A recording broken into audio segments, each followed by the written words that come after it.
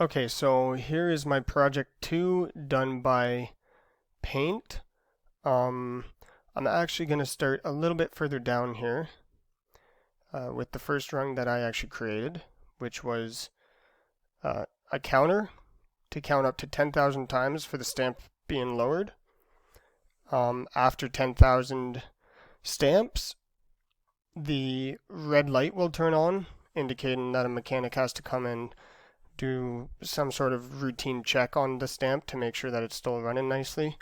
Um, at which point, if it is, then the mechanic would just click the touchpad gray push button to reset the count. Moving along, we have the green start light turning on. This is so when the green start light is on, meaning that the machine is running. I have the preset set to 8 hours.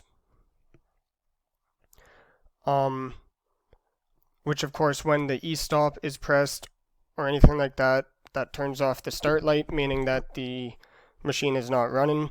The retentive timer will stop counting up.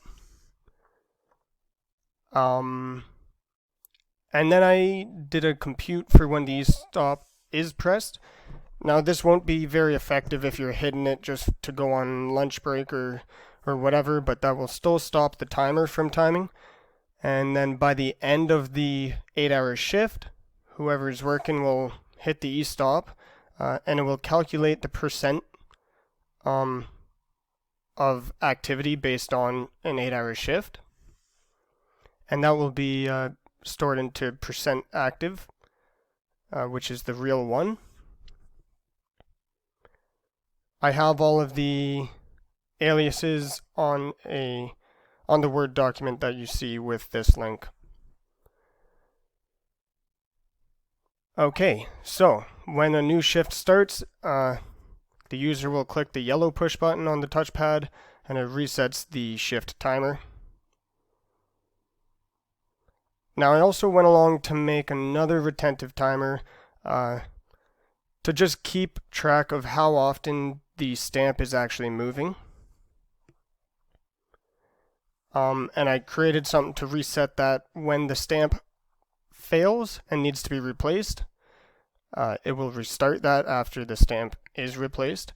But this gives us an indication on how long the stamp was actually moving. So we knew the lifetime of the stamp.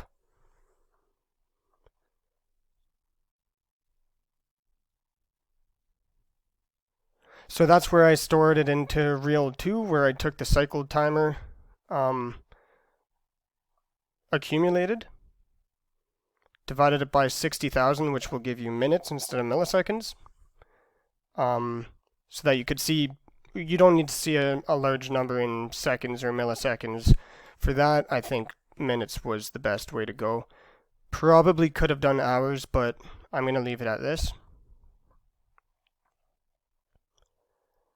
Now, I created a part release timer so that the part release stop wouldn't go down until half a second after the stamp starts raising. Therefore, it's not trying to move at the same instance of the stamp raising. And that goes right back up to the top here. I would have switched the rungs around, but I didn't want to mess with it too much on Paint. And that would be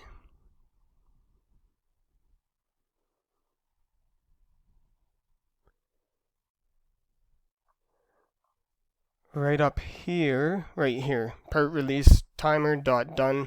So after the 500 milliseconds or half a second, then it actually raises, or sorry, lowers the part release.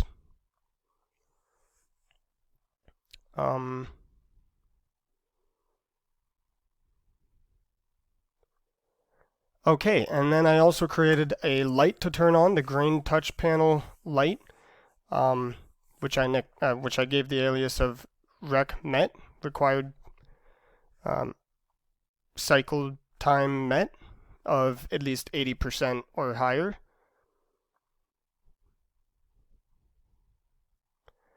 Now with these two, I ended up making it so that the belts would stop for a specific amount of time when something's happening, just to, I don't know, extend the lifetime of the motors for the belts. So we have stop conveyor 3 timer, which is the last conveyor, for 1.5 seconds, and that's where I come back up to the top here. Whereas when it's active, when it is timing, 3.12, which is the belt itself, will activate. And then likewise with the conveyor 2, which I set to 5 seconds, as long as when the lift isn't raised or retracted, with it being a timer off delay.